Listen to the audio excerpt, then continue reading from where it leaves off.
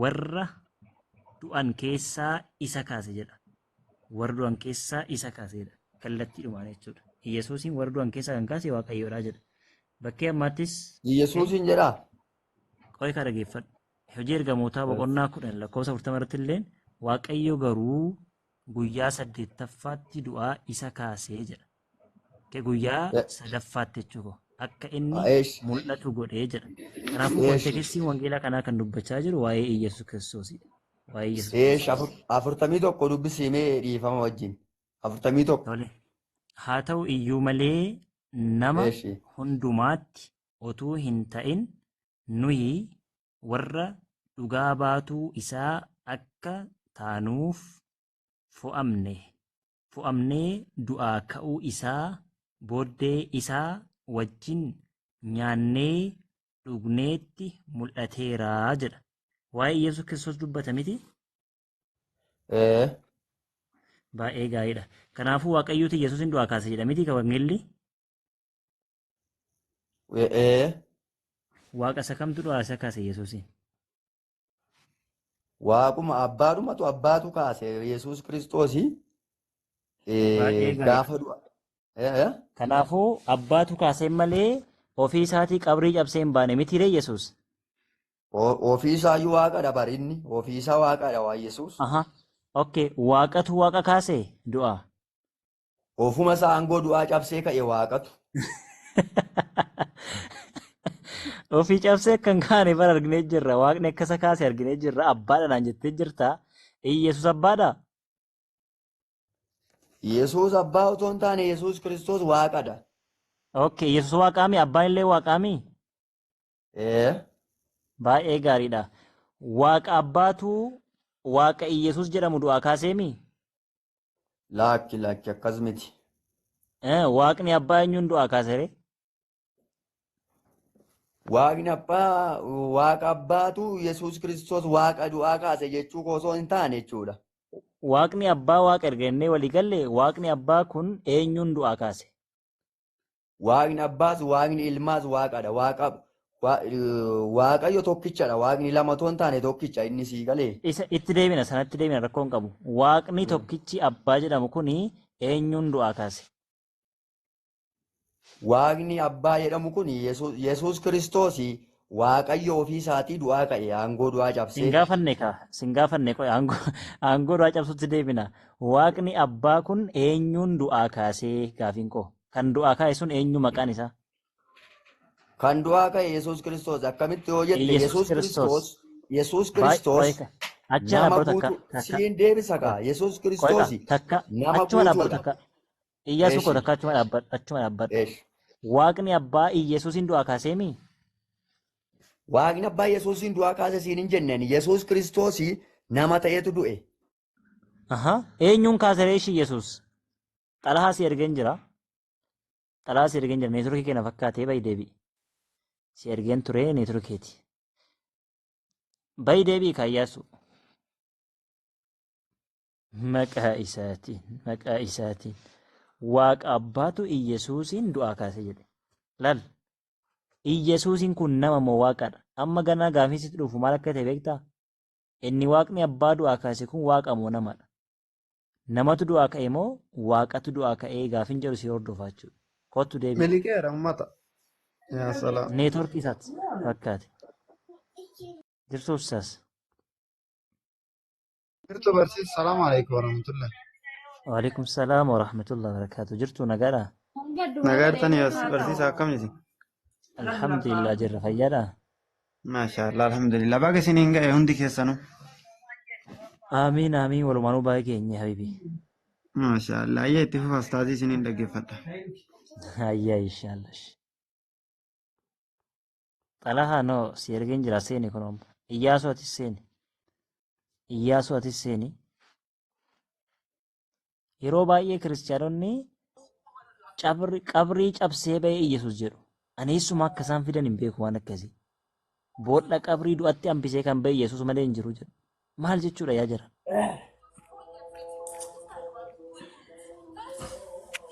Dhugiyyee.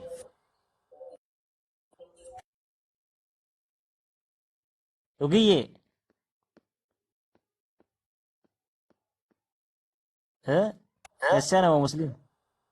አቤት ሙስሊም። አሰላሙ አለይኩም ወራህመቱላሂ ወበረካቱ። አለይኩም ሰላም ወራህመቱላሂ ወበረካቱ። በገት ሲንገ ኡመተ እስላማ እንዲ አሚን አሚን ወልማኑ ኦኬ ኢንሻአላህ ስንገፋቹ ጅራ እትነፈ ባረከላሁ ፊኩም።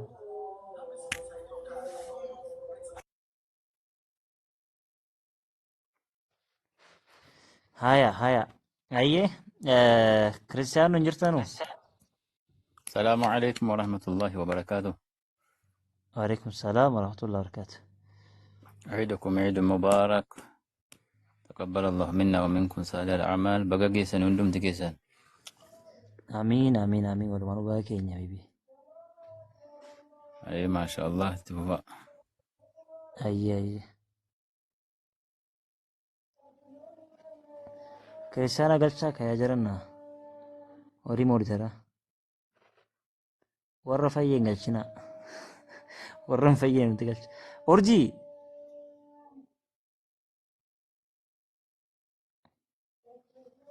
orjii akkam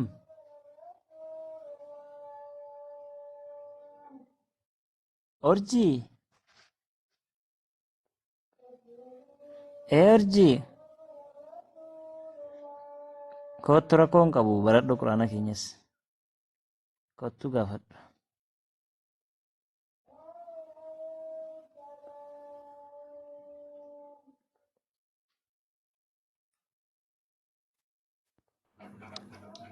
سيمبو نغانسي فاتو ورحمة الله وبركاته. وعليكم السلام ورحمة الله وبركاته. أكمل نجا كيسان جرتو وجواب كيسان. الحمد لله. آمين والمانو باقيني. نجار آمين. الحمد لله. الحمد لله يه.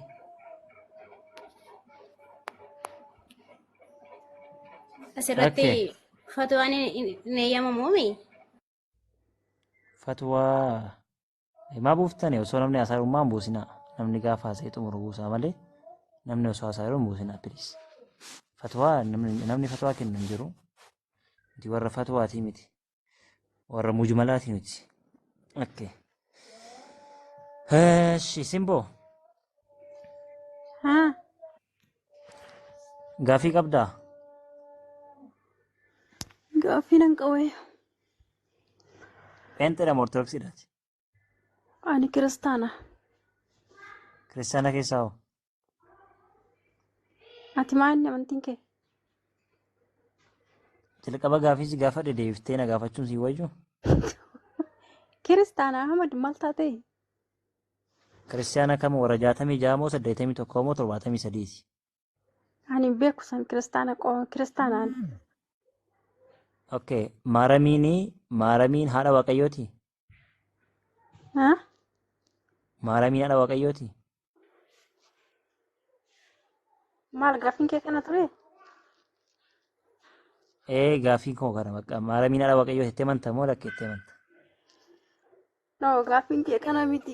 Gaaffii akkana kana ani dogoggoruu waan danda'u. Ni barsiisaa gaafadha barsiisaa amante. Ani gaaffii si gaafachuu nufi malee.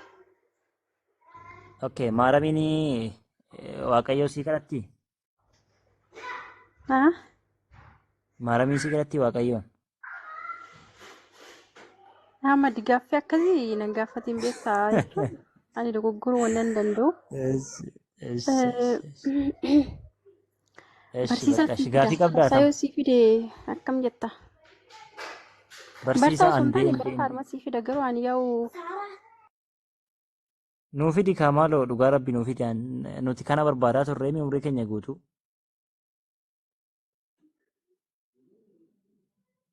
Barsiisota dhabnee rakkachaa irraa bar nuufidi malee.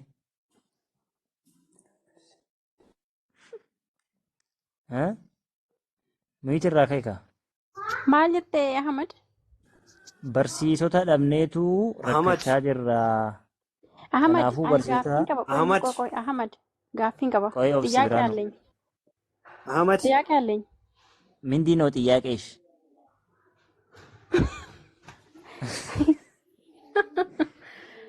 ቆይ አህመድ ብርሃኑ ተረጋጋ። ምንድን ነው ጥያቄሽ? ምንድን ነው ጥያቄሽን ጠይቂ። ምንድን ነው? Maayinni ayyaana irra kabajaa turtan maalinni? Ayyaanni har'a kabajan maalinni? Harafaa moo iididha maal jechuudha? Gaafiin kee kana? Dhugaa gaaffii natti ta'e maaliif kabajama jechuun maalinni? Mee natti himi? Okay, ayyaanni har'a kabajaa turre ayyaana Iidul Adhaa jedhama. Iidul Adhaa jedhama.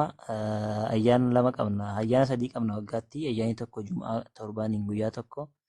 Waggaadhaan immoo ayyaana lama Iidul Fitriidhaa fi Iidul Adhaa jedhama. Ayyaana kana lamaan immoo akka ayyaaneffannu ergama Rabbii alayhi salaatu wassalaam tu karaa nuuf godhe jechuudha. Kanaaf kabajanna. Keemmaa jechuun kabajaa kan jedhu kitaaba keessanirra jira moo? Maarree waan hin jirre kabajaa hin jira musliimni. Musliimni waan hin jirre hin kabaju bar. Akka keessanii waan hin jirre taabota of guddisaa ustaas taabota baaftanii akka keessanii taabota kabaju taabota baatanii deemu. Ayyaana masqalaa ayyaana minaaminiin kunniin waan wangeelarra hin jirre isin ayyaaneffattu nuti garuu akkasii Rakkoon qabu isaa wangeelatti dhusaaniin filees. Hoolaa qabu amma ayyaana kanarratti ayyaana hoolatii naan jedhani beektaa nama gaafadhe tanan. Hoola qalamaa waa inni sababiin isin hoolaa qaltaniif. Eenyutu hoolaatu ayyaana hoolaati sin jedhe? Qoy eenyutu hoolaadha sin jedhe? Hoolaatu ayyaana hoolaati kan sin jedhe eenyuun? Dhugaa jechuun nama gaafadhe kan nama biraa jechuudha. Ani naa deebistee rakkoo qaba. Namni akkas sin jedhe sun innuu mataan isaa hoolaadha.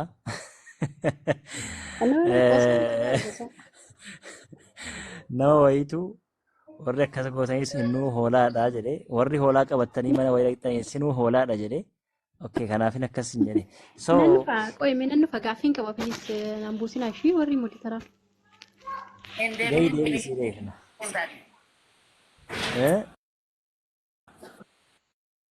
gaaffii keetuu deebiin argatiin deemta moo hin jedhan Olot. Warri hoolaa qabatee mana namaa deemu nu hoolaadha. Hoolaan qalamuu kana badaa jaallatamu. Hoolaa qalama jennaan. Hoolaan qalamuu kana firii hoolaa jechuu barbaadamu maal jechuu isaaniiti? Xiqqoo isaanitti dhagahame. Hoolaa qalama jennaan waanuma isaan qaluu deemnutti waanuma isaan qaluu deemna isaa.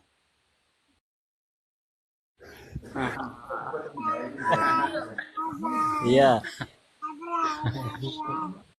Tapi kau tak makan nama tindak. Nagama.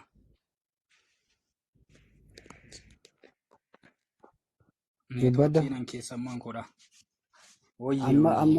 Amma kayaknya sekolah. Nageessan mada. Nindaga. Nan dubbadham nagaamu. Nindaga tefuuf ishee nu ibsi. Nu ibsi tefuuf. Ayyee waaqummaa Yesuus yoomii jettaniin naani kan inni dubbachuu barbaade. Eeshi.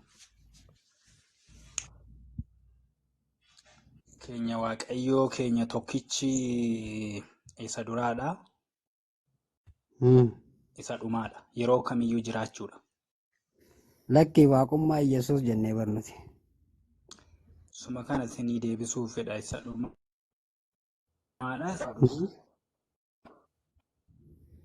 Ayyee maarree sumaan jedhe. Waaqayyo. Eenyutu? Ayyee Yesuusumadha Yesuusumaan jedhe. Isuma dhumaati, isuma duraatiisi, isuma dhumaatiisi. Ayyee. Ayyee xalla ayyee. Akka feete jedhiisi waanuma walitti hiriyummaa qabdanii hin yaame xalluma. Sheekinis hin jee. Gaafa guyyaa sadii duusanii jireenya isaa keessaa guyyaan sadii hin hir'anne.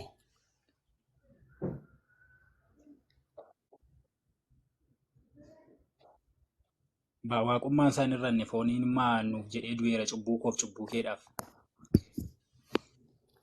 Waaqummaan hin hir'anne foonii hir'ate. Inni irratu kaa waaqa tokko namni nuti silas waaqa tokkodha. Iddoo sadiitti paartii sadiitti simati. Waaqni tokkichaan mee waaquma tokkichaa sannaa himime rabbii kee waaquma tokkichaatti amantan sannaa himime. Waaquma tokkicha itti amannu sana waaqa isa duris ture, isa ammas jiru, isa darbees jiraatudha. Yesuus Kiristoos jechuun immoo guutummaa waaqummaa namummaa Kiristoos sana keessa isa buufate sana jechuudha. Akkanis hin jee. Bakka Qolaasiyaas 2:9 yoo dubbiste sii gala bakka waa'ee Yesuus yookaan sa'aatii 24 akkanis hin jee warra Qolaasiyaasii miti. Bakka Qolaasiyaas warra maarra isa dubbite Qolaasiyaas warra Qolaasiyaasiif geessi warri Qolaasiyaas dubbifatanii akkanis hin jee. Waaqni tokkichaan ati qabdu sana ammaan tana Iyyasuus immoo hafuura qulqulluu immoo abbaadha. Isaan iddoo paartii sadii miti iddoo sadiin jira waaqayyo tokkodha. Akkaataa itti sadii goote sana immoo guutummaa waaqummaa namummaa Kiristoos keessa buufatee isa jedhu wangeelarra jira inni immoo jechuun Iyyasuusuma kana keessa waaqummaan jira jechuudha guutumatti. Dubbifatte qofa sii gala. Waaquma tokko qofatti amanadhu. Akkanis hin jee Iyyasuusuma kana keessa waaqummaan guutu jira. Neetworkiin keenya jirtu. Neetworkii. Iyyee neetworkiin keenya jirtu garuu utuu nama biraatti dabarsiteeti.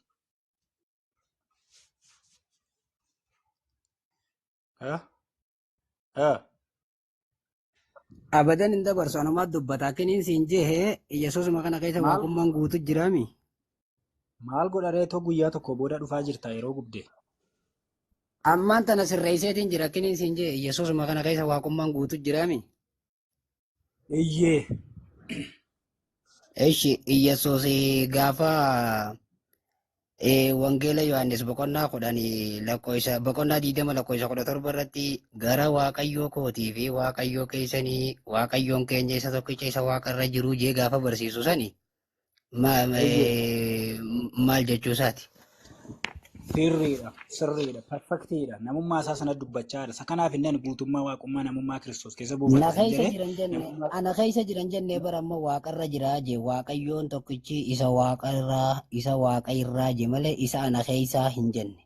Ati amma isa keessa jiraa naan jetteemi?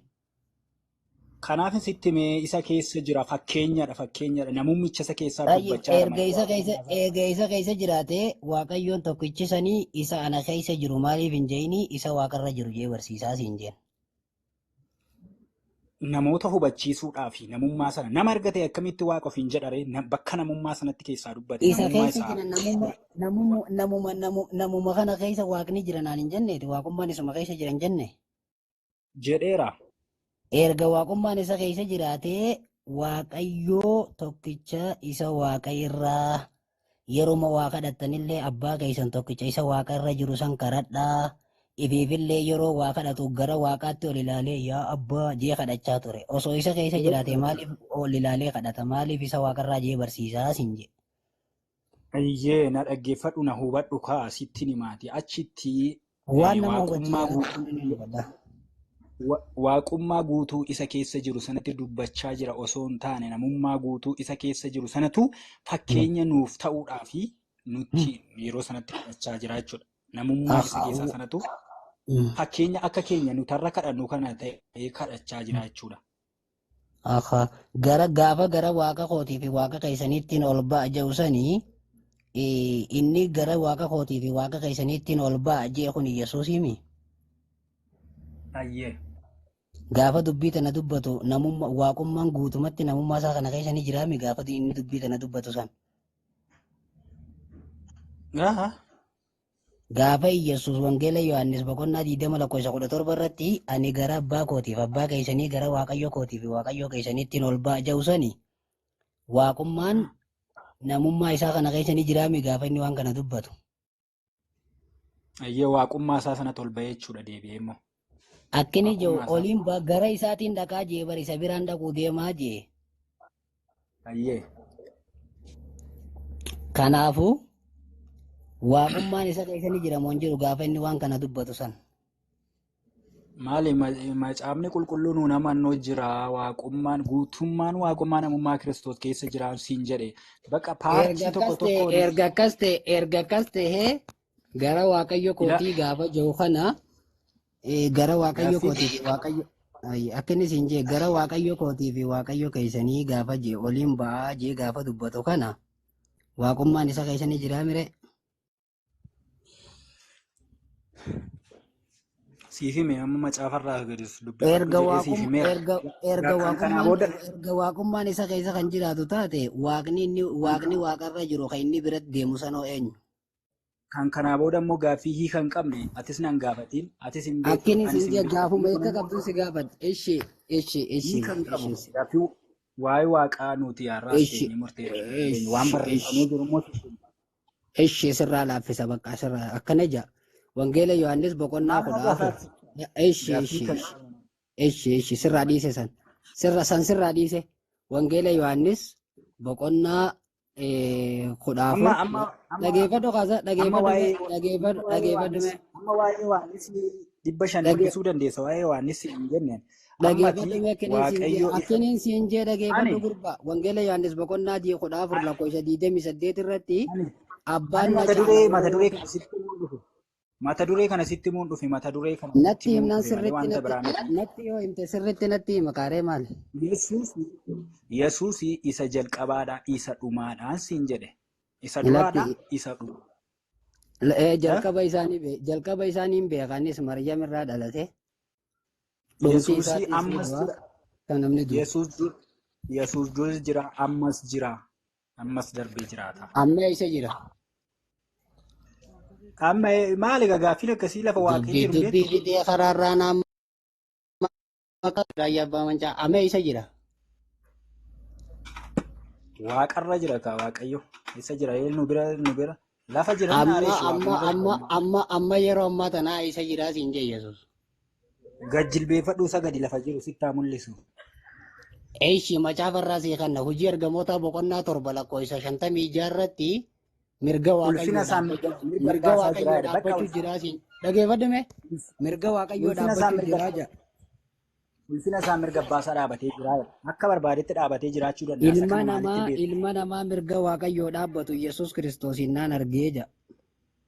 Yaa fakkeenyaan argee yeroo sana Isxifaanusti argee mul'ataan inni kun akka barbaadetti mul'achuu danda'a. Ilmi namaa inni mirga waaqayyoo dhaabbachuu jiru sana eenyu? Warroota akka keetii kanatti Isxifaanuus rukutaa jira yeroo sana. Gurbaa waaniin si gaafadhe naa deebisii waaniin si gaafadhe ilmi namaa mirga waaqayyoo dhaabbachuu jiru sana eenyu? Yesuus ganaa dhufa guyyaa sana immoo warra isa waraanaa yoo barbaade hafu waaniin siin jechuu jiru na dhageeffadhu inni mirga waaqayyoo ilmi namaa mirga waaqayyoo dhaabbatu san eenyu? Guyyaa inni Yesuus Kiristoos hamma immoo hin dhufa guyyaan dhufe immoo an dhufuu isaa yoom si gaafadhe? Perperechuuf qophaa'aa jirta. Isatti ani dhufuu isaa yoom si gaafadhe? Warra isa waraane san wajjin. Dhageeffadhume? Warra isa waraane san wajjin kerkerechuuf jirta bar. An dhufuu isaa sin gaafanne gurbaa duroo ani sitti haasoo. Maali sitti ni moo? Inni mirga waaqayyoo dhaabbachuu jiru. Ani inni waaqa jiraataan na hubachiise. Inni mirga waaqayyoo jaamaa kanatti lallaba kan inni waaqayyoo na hubachiise immoo. Eeyyee Isxifaanusti ilmi namaa mirga abbaasaa dhaabbatee jira mul'ata keessatti argee dheetuu reebamaa jiru akka barbaadetti itti mul'achuu danda'a. Waaqayyoo isa kanan beeku waan hin beekne nan gaafadhu. Ayyee waaqayyoon Yesuus mirga isaa dhaabbachuuf jiru sana eenyu?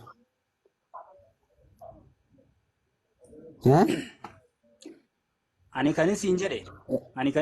Waaqayyoon Yesuus mirga isaa dhaabbachuu jiru san eenyu siin jee? Gaafii janaa deebisi. Kanin siin jee jechaan Waaqayyoon Yesuus mirga isaa dhaabbachuu jiru san eenyu? Jalqabuma dhaggeeffadhu. Waaqayyoon Yesuus mirga isaa dhaabbachuu jiru san eenyu? Ilmaa Hafuura Qulqulluu Sadan Waaqa tokko. Kanin tokkoffaa dhaggeeffadhu siin dura bakka isa san naa himtu malee abadan isa kana naa himi. Waaqayyoon Yesuus mirga isaa dhaabbachuu jiru san eenyu? Waaqayyichuma takka barbaadetti nama sanatti mul'achuu danda'a. Maalitti beekta sagan maal akka sidiibsu gaafataati maalitti beekta? Waan si gaafadhe qofa naa himi inni Yesuus mirga isaa dhaabbatu san eenyu siin jee? Akka itti waaqayyo waaqarra taa'an isatis hin beektu nan gaafatiin gaaffii hin qabne. Inni Isxifaanos harkee kan Yesuus mirga isaa dhaabbachuu jiru san eenyu siin jee gurbaa? Akka barbaadetti Istifaanositti mul'achuu danda'a. Maalitti beeknareetti Ani waan si gaafachuu jiru inni Istifaanositti mul'ate ka Istifaanos dubbate ka Yesuus mirga isaa jiru Waaqayyoon san eenyuu siin jedhe.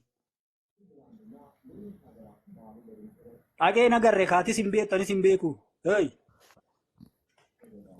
Hayyee Ibroota boqonnaa 2 lakkoofsa 8 irratti 13 irratti hammaan ejjeta miila keetii siif godhutti gara mirga kootii taa'ii jee Waaqayyoon Yesuusin.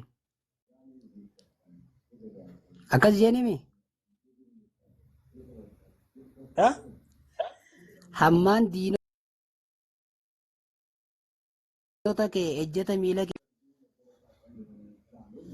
Iyyee Yesuus deebi'ee dhufee irra ejjechuuf jiru warra gantootarra. An kanaafuu Waaqayyoon Yesuusin gara mirga kootii taa'ii jechuun jiruun kun eenyu?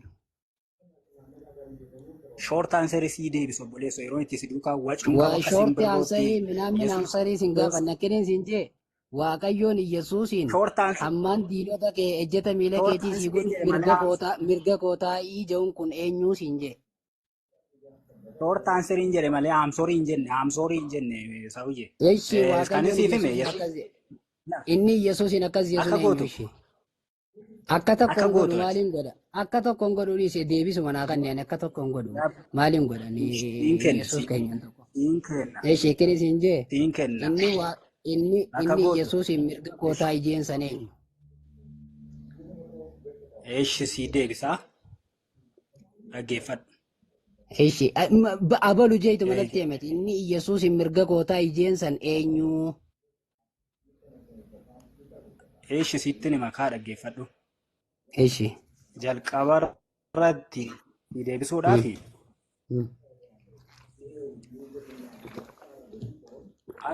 Haati. Gurbaa ani xallaa itteemi ani xallaadha. Soo keessarraa bantee falaasama nabiyyi Muhammed ani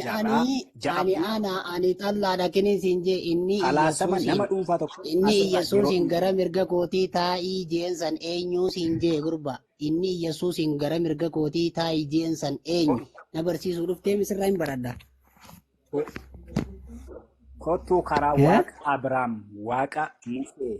Waaqa Abrahaam, Waaqa Musee, Waaqa dur ture, Waaqa as jiru. Isa sababa cubbuu keenyaaf immoo ilma isaatti faradee gara biyya lafaatti ergee cubbuu nurraa. Namni isatti amane ila Yesuus nama tanaati. Abadan. Hafuura isheellee ila dhugaan siin jedhani hafuura isaallee hin argite laati. Ganaa uumaa arguu jechuudha. Osoo Yesuusitti nama. Nan lallabattee fakkaanii gaa ani akkanii siin jee nan lallabattee mi waaqa isa cubbuu keenyaaf jedhee ilma isaa tokkicha qabu wareega godhee nuuf laati jettee mi ani waaquma ilmoo takkittii qabuu if duraa ajjeesu if duraa fannisu an maal naa godha jeetiin itti amanan ilmoo isaan taane ilmoo isaa takkittii qabuu ni ajjeese mi ana maal godha ana gara jabeenyaan ilmoo takkittii qabuu ajjeese anaaf gara maal naa laafa ana miskiina xallaa ittaanii hukuno ilmoo takkittii qabu ilmoo xaanaa tan akkamitti isaa'u akkinis hin jee amma kasiin jee jiru akka fedhetti aduu miti ilma waaqayyo ta'uu isaan amantaniin akkasii gara jabeessas haa ta'u laafaas haa ta'u. Eenyu? Hin dhufee namichi faranjiin ofitti fudhisaa jirti. Dhiirri dhibbate dhaqee ustaaza Bubaas Garraar. Akkinis hin jee. Du'a amma manatti naqee taatee wallaallee. Mee du'aan akaasaa akkoo tokkodha beektaa. Abumuwaasis bare ustaaza Abumuwaasis buutee shaniif isinii kan dinnee bara. Nuti uummanni musliimaa wareega isinii goone. Maatiin xiyya tokkicha kana dabarsitee biyya lafaatiif mataa isaa iyyuu hin barre osoo mataa isaa bareede gara karaa dhugaa dhufa. Dhufa egaa hojjaan. Ustaaza waaquma Yesuusiin gara mirga kootii taa'ee gara karaa dhugaa kootii dhugaa rabbi obboleessa kusi jaallata. Karaa kijibaa malee karaan dhugaa isa jira. Bira.